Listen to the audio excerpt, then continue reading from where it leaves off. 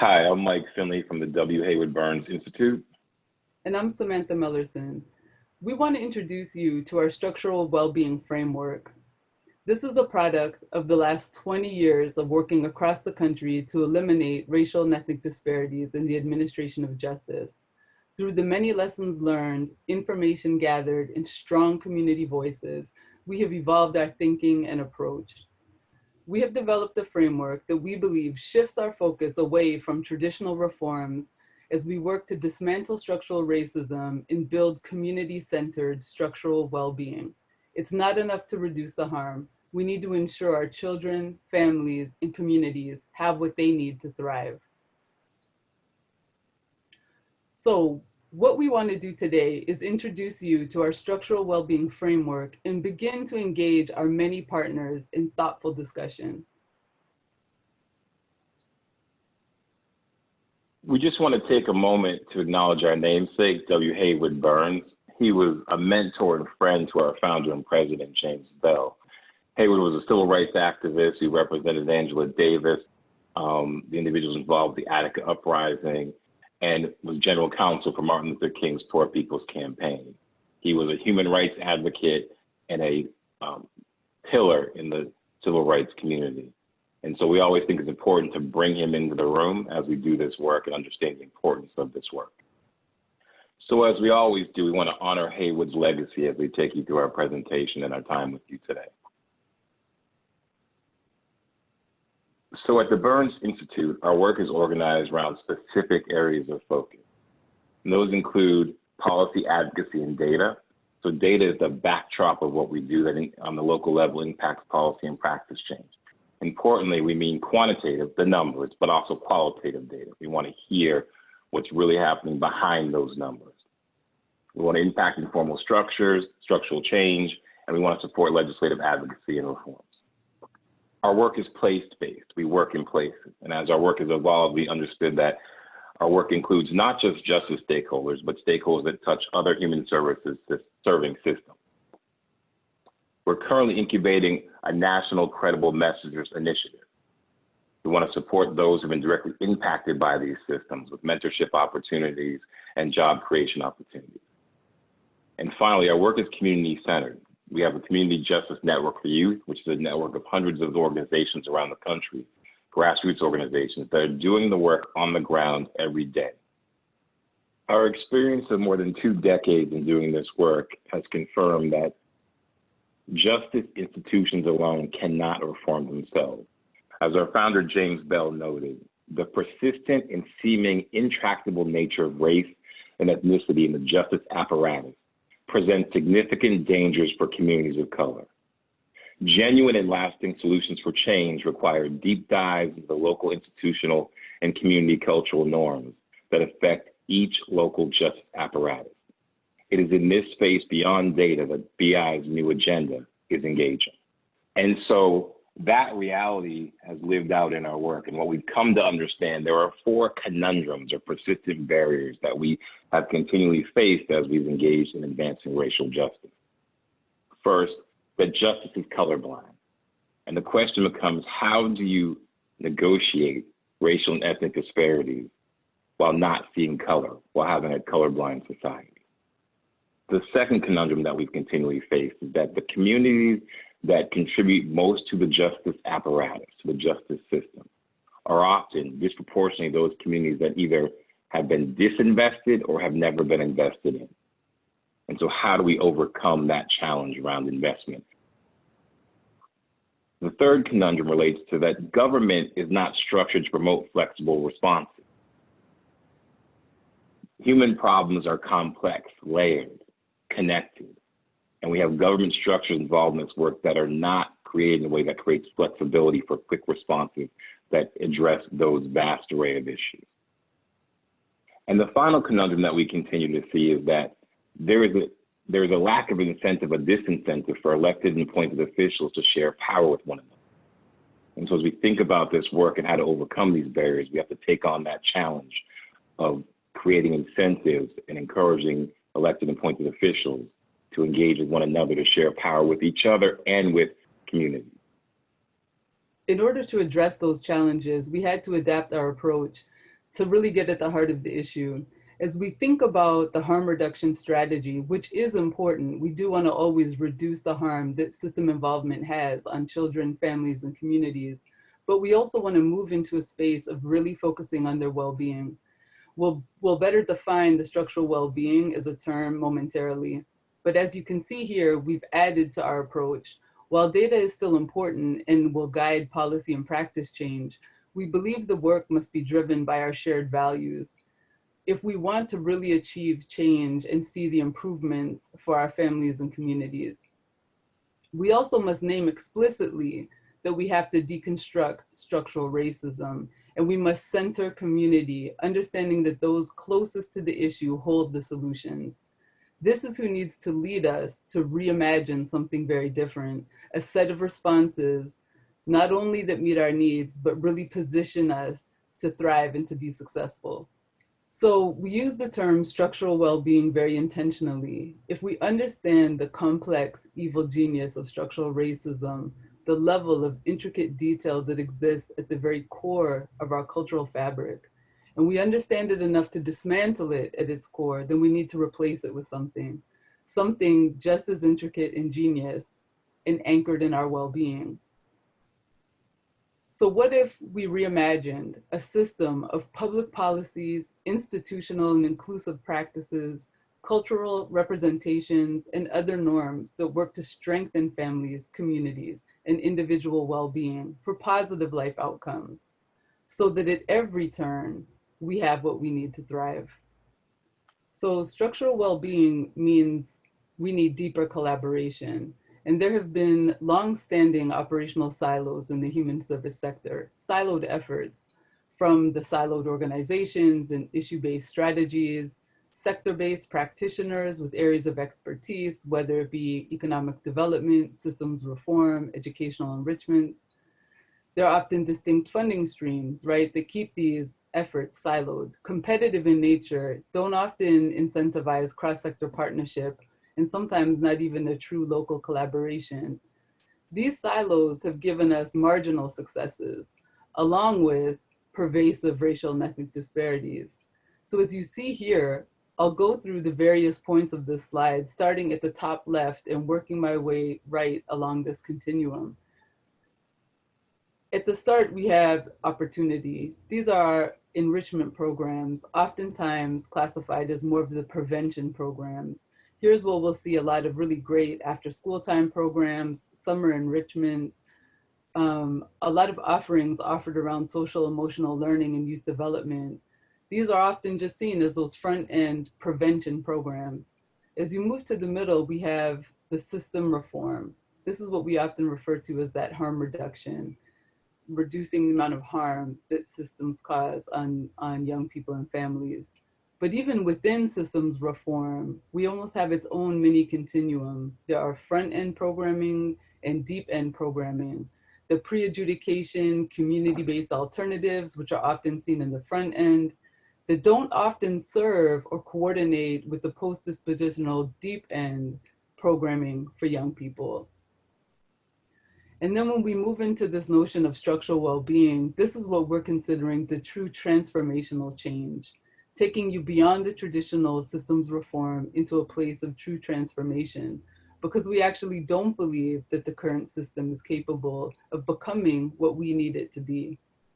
One of the components of our structural well-being framework is removing this notion of siloed approaches to meet community needs. Rather, we must see this as a continuum where we must be really well informed and really understand all aspects of this continuum, because while our programs and practitioners are different, the child and family we serve are not. Now, systems have argued that a child in an after-school program in a neighborhood in this prevention space is totally different than the child that may have been arrested in the same neighborhood and participating in an alternative to detention. But they're not different. If the same social constructs and social determinants still exist, then our child's circumstances and where they are in a particular system's process changes, but the child does not change and their needs remain constant. And so as we understand these fictitious silos, we need to continue to evolve our work. And so this slide speaks to the evolution of justice. It describes our work.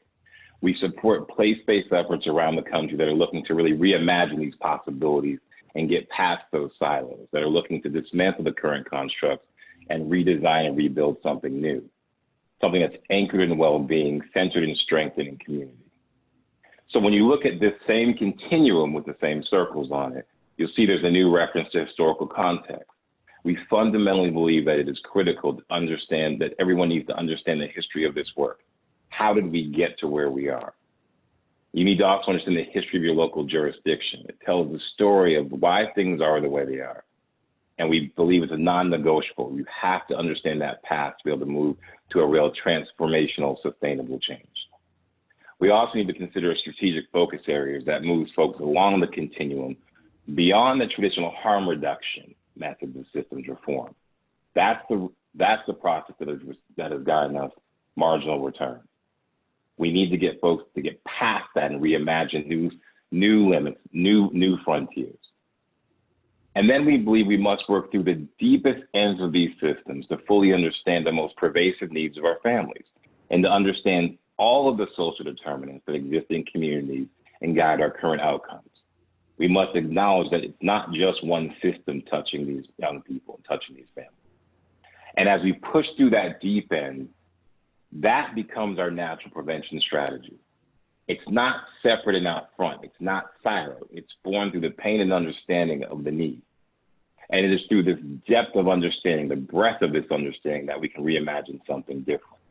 And so as we think of our work, this is what describes our evolved process of how we actually want to make transformational change to get past those, again, fictitious silos that we believe have not created real results for communities. So these approaches are all indicative of our mental models. Mental models is a frame we use, and it just means like it's how we really think about and how we see the world. It's an explanation of how something works. It guides our perceptions and behaviors. And so it's important to understand what is at the root of our thinking, a dominant school of thought at a particular time that really can guide our actions, our policies, and even our practices. So as we think about the roots of our nation's history of structural racism and the dominant schools of thought over time, we need to understand that we are part of a culture that has some mental models rooted in white supremacist ideation. This is an illustration of this process. You'll see the iceberg that represents, what we see on the surface and then what is deeper and within its core. So in this particular example, which you see listed here in the iceberg, is just a very simplistic way of explaining this theory. So at the top, we have the events, right? So what is happening? What did we see? We noticed something has happened, we paid attention to it. That is the event. And in this case, it's something so simple just as catching a cold. The second is looking at the patterns or trends. So now this has happened multiple times. We're seeing a pattern, right? Again, in this example, just multiple colds. You're getting sick at particular times. Then we look at the underlying structures. What is influencing these patterns? Okay, well, I'm under more stress. I'm not eating well. I'm working longer hours. There could be multiple things now that we can identify are adding or contributing to why we're seeing now this pattern of events. But then we have to look deeper. We look at the mental models. What assumptions, beliefs, and values do we hold that is really keeping this in place? So it could be that the reason I'm working these hours or not eating well and not sleeping is because truly deep down I believe that my career is the most important indication of my success, right? I'm gonna dive all the way in and really hold that as the mental model. The value that I hold is me excelling in this particular career.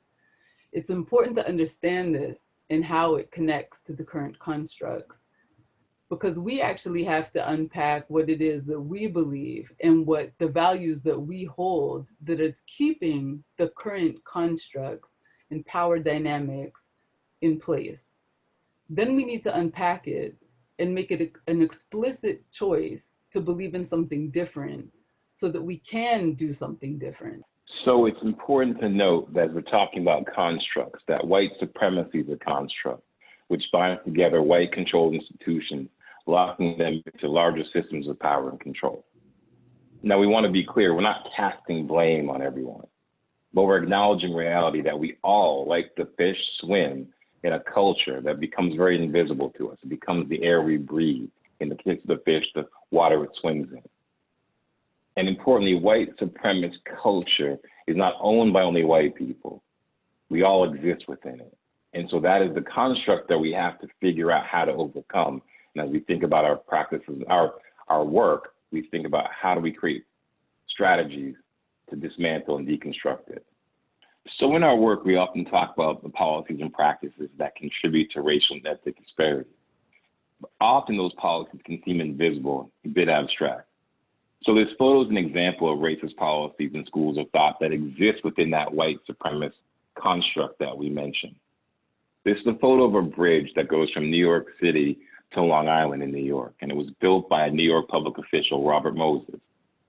Robert Moses had a huge footprint on the development of the New York City metropolitan area. He was known as a master builder. He was also known as a devout racist. He constructed parks, highways, playgrounds, tunnels, beaches, and zoos in the New York City area. And he built these bridges particularly low on purpose to prevent people of color from taking New York City public transportation buses from the city to Long Island and to the beaches on Long Island. And so we think it's important to reflect what the actual physical manifestation of that white supremacy culture and that construct looks like as we think about our work and how we need to reimagine what something different would look like as we replace structural racism. So what do we know about well-being? And what do we really need to thrive? We want you to think about this in the context of social determinants of justice. Building off of the health sector's social determinants of health, which is really quite a brilliant strategy, it provides us a framework that goes beyond the focus of individual choice and allows us to understand the multitude of factors that external conditions that impact people prior to them ever making an independent decision. This examines the root causes of these inequities. In the context of justice, we must think beyond the individual law violation and focus on the many factors that surround a person, increasing the probability of some to become entangled in the justice system while pushing others away from it. So as we think about the social determinants of justice, we need to make sure we understand what that actually means. The social determinants of justice are the conditions in which people are born, grow, live, work, and age. And these circumstances are shaped by the distribution of money, power, influence, and resources at a global, national, and local level.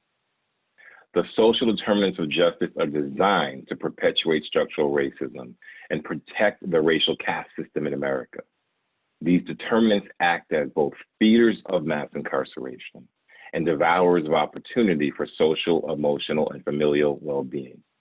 And so understanding the breadth and scope of these determinants of justice, we believe it's critical to engage stakeholders across sectors and not just limit involvement to the justice sector. So understanding the enormity of social determinants, their impact on people's life outcomes, we've developed a framework that is integrated in an approach that addresses the multitude of areas that we need to focus on to advance well-being that go well beyond justice. And this approach demands that we do our own internal personal work necessary to achieve true transformational change. So the Burns Institute's approach is more than systems change. It will require people, all of us, to change how we think and how we act. On this slide, each of these raindrops reflects a milestone or step along the path to well-being. These are sort of our 6 fundamental key components of this work. Importantly, these key components do not necessarily occur in a set order. Jurisdictions will have different experiences and different entry points, but we believe these are the components that are necessary to achieve structural well-being. So establish cross-systems collaborative, anchoring the work, having awareness of structural racism, centering community, engaging cross-sector data, and achieving cross-sector transformational change. In the next few slides, we'll speak to each of these key components in our path to achieving structural well-being.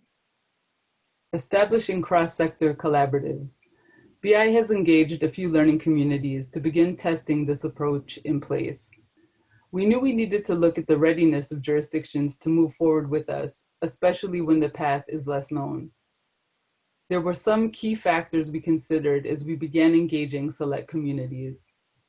The first was a culture of inquiry and vision. We wanted to engage stakeholders who are open to innovation and can articulate a desire for something radically different. A demonstrated capacity for equity reform. Whether pushing from the inside out or the outside in, there are local champions pushing for racial and ethnic equity. Leadership composition. We needed leaders who express vision, a fearlessness, curiosity, and an openness to a new path and explicit buy-in. And we moved beyond community engagement, but to centering the work in community. That's a commitment to engage community partners in an authentic way, beyond tokenizing, not just a seat at the table, but as decision makers with valuable expertise. And then, of course, the political considerations. We have to consider the political climate. Is this a place that is willing to engage us in some radical reimagination? As a cross-sector collaborative is established, we believe it is critical that the collaborative members develop historical competence so they can better understand the impact of our nation's history regarding race and structural racism and how that has impacted the current state of the administration of justice throughout the country. Importantly, this historical competence should also apply to local histories. Collaboratives should put as much time and attention to understanding their local context as they work to achieve structural well-being. In addition to developing historical competence, stakeholders need to begin to reflect on their own level of awareness of structural racism, how it exists in their daily lives on a personal and professional level. This is that person work. So we use this tool, the Stages of Structural Racism Awareness Self-Reflection Tool, to help people reflect on their level of awareness of structural racism and issues that arise from it. This tool reflects a continuum, from those who are unaware of structural racism to those who are the change makers, who lean into the challenging conversations regarding race. A couple of important things to note about this tool. First of all, this tool is for everyone, for white people and people of color, because we all live within a society built on structural racism. And no one is ever just one thing. We all move across this spectrum, and it could change day to day because, again, we all live in a society built on structural racism. We believe it's important that people can use this tool alone or in pairs or in small groups to identify blind spots they may have as they work to ensure that they're not perpetuating barriers associated with structural racism. But most importantly, we think using this tool is important to engage that self-work, that person work, that accompanies the systems change necessary to achieve well-being. Anchor the work. It is beyond time to move away from tools and technologies and begin the deeper person work that is required to advance lasting change. This involves real trust building between cross-system stakeholders, communities, and partners. To achieve this trust, it's important that a group establish a set of shared values, values that truly represent the hearts and minds of the people, values that will drive the direction of the work together. Groups must also develop a set of working agreements to ensure that they can dive into authentic and honest dialogue that will often require people to really engage in challenging conversations. Centering community. Centering community goes beyond community engagement. It involves power sharing, decision-making, valuing the expertise of lived experience. With this, you need to have transparency. You have to be transparent to earn the trust and partnerships you seek. This is not a transaction, nor is it owed to you. You have to earn that. If there was distrust at your table, it was there long before you arrived. And while it might not feel fair, it is your responsibility to fix it. Ultimately, and this is really the non-negotiable, in order to do this work, you must absolutely believe that those closest to the issues have the solutions. The Burns Institute structural well-being approach requires a cross-sector collaborative because we understand that families and communities impacted by the current administration of justice touch multiple systems. Thus, it is imperative that collaborative collaboratives analyze various data points from each sector to look for points of intersection. This process allows us to better understand how many agencies are touching these communities, these neighborhoods, and these families. It allows us to get hyper-focused to identify the presenting needs of these communities and how the system has tried to address them in the past. These points of intersection also create a need for accountability. We have to be accountable to these communities, which means we need community voices to lead us to developing solutions to those issues which have impacted them for generations. Importantly, these areas of concentrated focus where systems intersect are often those communities and neighborhoods that have long histories of chronic disinvestment. Cross-sector transformational change. This component of the work to achieve cross-sector transformational change requires elected and appointed officials to move past the traditional silos of power and engage in power sharing and participatory practices regarding decision-making and authority and budgeting. To achieve this change, institutional leaders will have to radically reimagine the current justice apparatus with a community-centered lens that names dismantling white supremacy as its goal to achieving structural well-being for all people. This is our diverse team of bold visionaries, our architects of change, each with unique gifts and talents, all committed to racial and ethnic justice. So on behalf of the Haywood Burns Institute, we ask you to join us in our work to dismantle structural racism and build community-centered structural well-being.